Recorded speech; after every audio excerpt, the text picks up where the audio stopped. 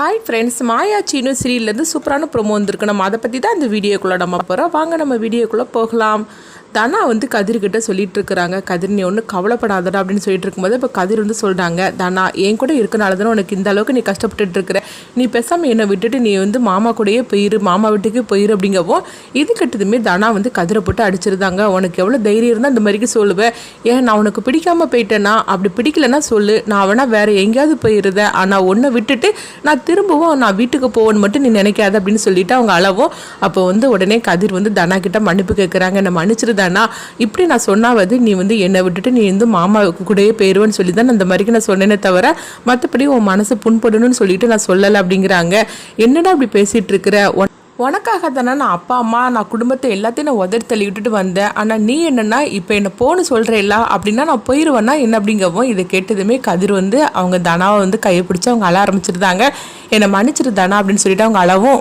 கண்டிப்பாக இந்த பிரச்சனையில வந்து நம்ம மீண்டு வந்துடும் அப்படின்னு கதிருக்கு தனா வந்து தைரியம் சொல்லிட்டு இருக்கிறாங்க. அப்போ கதிரும் சொல்கிறாங்க, ஆமாம் தானே அந்த பிரச்சனை வந்து கண்டிப்பாக நம்ம மீண்டு வந்துடும்னு சொல்லிட்டு இருக்கிறாங்க. அடுத்ததாக பார்த்தோம்னா மகாலிங்க வந்து சாருக்காக பார்த்து வச்சுருக்காங்களா, அந்த மாப்பிள்ளையை அழைச்சிட்டு ரகுராம் சந்திக்கிறதுக்காக வராங்க. அங்கே பாரு, நேற்றுக்கு நீ வந்து இது மாதிரிக்கு சொத்து வேண்டான்னு சொன்னேல, அதே மாதிரிக்கு இன்றைக்கி நீ சொல்லிடக்கூடாது, உனக்காக நான் வீடு கார் எல்லாம் நான் கேட்க போகிறேன் அப்படிங்கும்போது எனக்கு எதுக்காக அப்படின்னு சொல்லி கேட்கும்போது இங்கே பாரு, நான் ஒன்றும் உனக்காக கேட்கல, உன் பேரை வச்சு இதெல்லாம் நான் வாங்குறதுக்காக தான் நான் வந்து பிளான் பண்ணி வச்சுருக்கிறேன், அதனால இன்னைக்கு நீ சொதப்பி வச்சிடாத, நான் என்னென்ன சொல்கிறேனோ அதுக்கெல்லாம் நீ தலையை மட்டும் ஆட்டினாலே போர் அப்படின்னு சொல்லிட்டு மகாலிங்கம் அவங்கள கூட்டிகிட்டு வராங்க.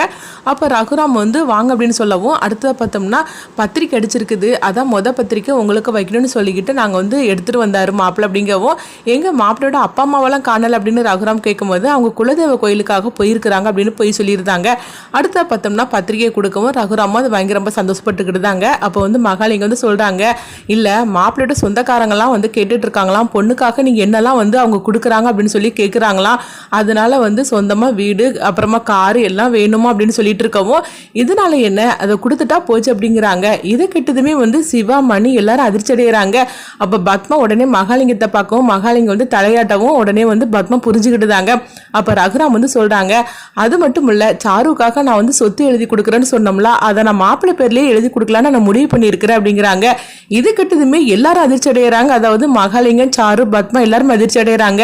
இவனே ஒரு டூப்ளிகேட் மாப்பிள்ளை, இவன் பேர்ல போய் சொத்து எழுதுறதுக்கா அப்படின்னு சொல்லி அதிர்ச்சி அடையவும் உடனே மகாலிங்க சொல்கிறாங்க, எதுக்கு சம்மந்தி இவர் பேரில் போய் நீங்கள் வந்து சொத்து எழுதி கொடுக்குறீங்க அப்படிங்கவும். அப்போ பத்மாவும் சொல்கிறாங்க, ஆமாண்ணா நீ சாரு பேருக்கே நீ எழுதி கொடு அப்படிங்கும்போது என்னம்மா அப்படி பேசிகிட்டு இருக்கிற, சாரு மாதிரிக்கு ஒரு பொண்ணை வந்து கல்யாணம் பண்ணுறதுக்காக அவர் இருக்கிறாரு, அது மட்டும் இல்லாமல் அவர் எவ்வளோ நல்லவராக இருக்கிறாரு அப்படின்னு சொல்லவும் அதெல்லாம் சரிதானா, ஆனால் அதெல்லாம் சரிப்பட்டு வராது அப்படிங்கும்போது அதெல்லாம் இல்லை, நான் வந்து அவர் பேருக்கு தான் எழுதி கொடுக்கணும்னு முடிவு பண்ணியிருக்கிறேன் அப்படிங்கிறாங்க. இது கேட்டதுமே வந்து இவங்களுக்கு என்ன பண்ணுதுன்னு தெரியல. அந்த நேரத்தில் மாயா வந்துடவும் உடனே மாயாவை பார்த்தது உடனே இவங்களை பார்க்குறாங்க, என்ன திடீர்னு வந்திருக்காரு அப்படின்னு சொல்லி பார்க்கும்போது பத்திரிக்கை கொடுக்கறதுக்காக வந்திருக்கிறோம் அப்படின்னு அந்த சாருக்கு பார்த்து வச்சிருக்காங்களா மாப்பிள்ளை, அவங்க வந்து சொல்லவும் உடனே மாயாவும் அப்படியான்னு சொல்லி கேட்டுட்டு இருக்கிறாங்க. பத்திரிக்கையில் ரொம்ப நல்லா இருக்கு அப்படின்னு சொல்லிட்டு இருக்கும்போது அப்படியான்னு சொல்லி சந்தோஷப்படுறாங்க. ஆமாம் பத்திரிக்கை உங்கள் மனசு போலயே இருக்குது அப்படிங்கவும், என்னது பத்திரிக்கையில் மனசுலாம் தெரியுமா அப்படின்னு அந்த மாப்பிள்ளை கேட்கும்போது ஆமாம் அவங்களுடைய மனசு அவங்களுடைய பாசம் எல்லாமே பர்ஸில் பார்த்தா தெரிஞ்சிடும் அப்படிங்கிறாங்க. என்ன சொல்லிட்டு இருக்கிறீங்க அப்படிங்கும்போது ஆமாம் அவங்க பர்ஸில் வந்து யார் ஃபோட்டோ வச்சுருக்காங்களோ அவங்க மேலே தான் ரொம்பவே பாசமாக இருக்கிறதா அர்த்தம் அப்படிங்கவும், எங்கே உங்கள் பர்ஸில் நீங்கள் யார் ஃபோட்டோ வச்சுருக்கீங்க அப்படின்னு அந்த மாப்பிள்ளையை பார்த்து கேட்கவும் உடனே அந்த மாப்பிள்ளை வந்து வெக்கப்பட்டு இருக்கிறாரு. என்ன அவங்க அப்பா அம்மா ஃபோட்டோ வச்சுருப்பாங்க அப்படிங்கவும், எங்கே காட்டுங்க அப்படிங்கவும் அந்த பர்ஸில் பார்த்தோம்னா சாருவோட ஃபோட்டோ வச்சுருக்குறாங்க. அதை பார்த்ததுமே சாரு எல்லாருமே அதிர்ச்சி அடைகிறாங்க. எதுக்காக இவன் நம்ம ஃபோட்டோ வச்சுருக்கிறான் அப்படின்னு சொல்லிட்டு அவங்க அதிர்ச்சி அடைகிறாங்க. இந்த மாதிரி நடந்துட்டுருக்கு.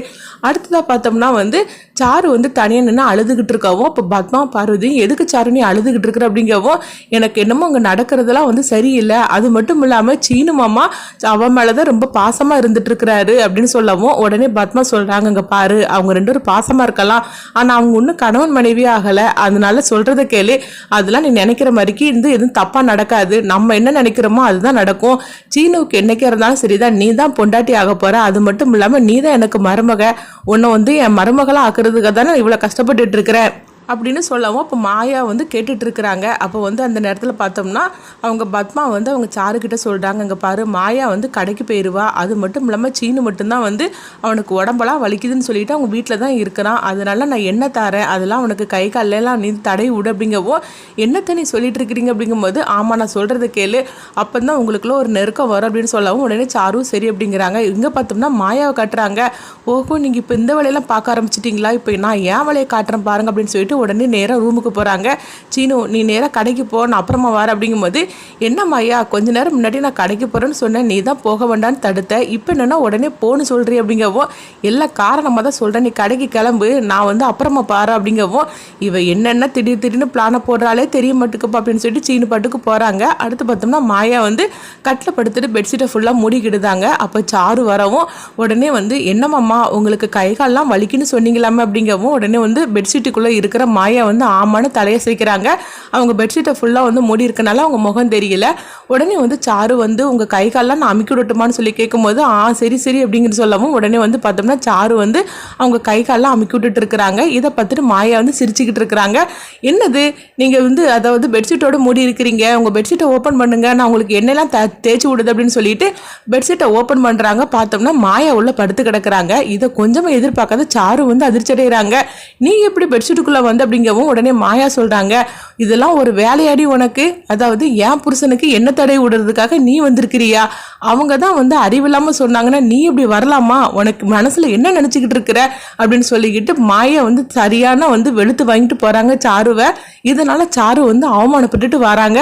அப்போ பத்மா கேட்குறாங்க என்னாச்சு அவனுக்கு என்னெல்லாம் தேய்ச்சி விட்டியா அப்படிங்கும்போது, அப்போ சாரு வந்து அழுதுகிட்டு வரவும் என்னம்மா ஆச்சு சீனு ஏதாவது சத்தம் போட்டு விட்டுட்டானு அப்படிங்கும்போது, இல்லத்த அங்கே சீனு மாமாவே இல்லை அப்படிங்கிறாங்க.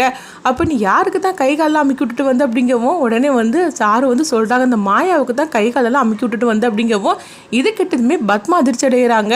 அத்தை நம்ம திட்டத்தை எப்படினாலும் அவள் புரிஞ்சுக்கிட்டுதா அத்தை, எப்படி தான் நடக்குன்னே தெரியல, அவள் காலப்பே நான் அமுக்கி விட்டுட்டு வந்துட்டேன்னு அப்படின்னு சொல்லிட்டு சாரு வந்து அழுதுகிட்டு இருக்கவும் சரி சரி போகட்டும் அவளுக்கு பாரு என்ன பண்ணுறேன் பார் அப்படின்னு சொல்லிட்டு பத்மா வந்து எரிச்சலோடு இருக்கிறாங்க. அடுத்தது அங்கே பார்த்தோம்னா வந்து தனாவை தான் காட்டுறாங்க. அப்போ தனா வந்து கதிர்கிட்ட சொல்கிறாங்க நான் வந்து கோச்சிங்க்கு போகிறேன் அப்படிங்கிறாங்க. என்ன சொல்லிட்டு இருக்கிற அப்படின்னு கேட்கும்போது ஆமாம் நான் அவனை சமாளிச்சுக்கிட்டது அப்படிங்கும்போது எப்படி சமாளிக்க போகிறேன் அப்படிங்கவும், அதாவது மாயா வந்து ஒரு திட்டம் போட்டு கொடுத்துருக்குறா அப்படின்னு சொல்லவும் உடனே கதிர்க்கு ஒன்றும் புரியலை. நீ என்ன சொல்லிட்டு இருக்கிற அப்படின்னு கேட்கவும் அப்போ வந்து ஒரு விஷயத்தை பற்றி சொல்கிறாங்க. இது கெட்டதுமே கதிர் வந்து உடனே சிரிக்க ஆரம்பிச்சிருந்தாங்க. என்ன தானா சொல்கிற இந்த மாதிரிக்கெலாம் நீ போக போறிய அப்படிங்கும்போது ஆமாம் நான் இப்படி தான் நான் போக போகிறேன் அப்படிங்கிறாங்க. அடுத்து பார்த்தோம்னா அவங்க வந்து அதாவது ஆம்பளை மாதிரிக்கு அவங்க வேஷம் போட்டுட்டு கெட்டப் பண்ணிக்கிடுதாங்க.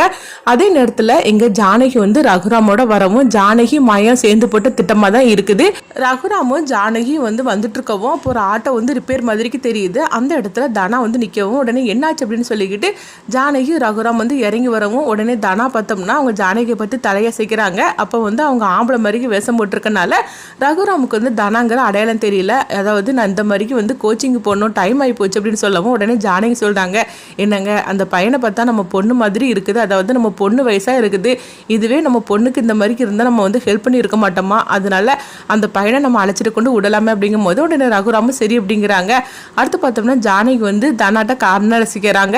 அதாவது நம்ம போட்ட பிளான் மாதிரிக்கு கரெக்டாக நடக்குது அப்படின்னு சொல்லவும் அடுத்து பார்த்தோம்னா தனா வந்து அவங்க கார்ல ஏறி வராங்க. இங்கே பார்க்கும்போது கார்த்தி தான் காட்டுறாங்க. கார்த்தி வந்து அவங்ககிட்ட கேட்டுட்டு இருக்கிறாங்க தனா இன்னைக்கு வருவாளான்னு கேட்கும்போது கண்டிப்பாக வருவா, எனக்கு ஃபோன் பண்ணி சொல்லிட்டா நான் வாரேன் அப்படின்னு சொல்லவும் இது கிட்டதுமே கார்த்தி ரொம்பவே சந்தோஷப்பட்டு இருக்கிறாங்க தனா இப்போ வருவாங்க அப்படின்னு. அடுத்தவங்க பார்த்தோம்னா கார்த்தி ஜானகி அது கூட வந்து அவங்க தனா வராங்க. தனாவை வந்து பார்த்ததுமே கார்த்தி அதிர்ச்சி அடைகிறாங்க. ஏன்னா வந்து தனா வந்து கேப்லாம் போட்டு வரனால ரகுராம் வந்து அவங்க முகத்தையே பார்க்கல. ஆனால் கார்த்திக்கு தெரிஞ்சது தனா தான் கூட வராங்க அப்படின்னு. ரகுராம் கூட தனா வரதை பார்த்துட்டு கார்த்தி அதிர்ச்சியோடு இருக்கிறாங்க.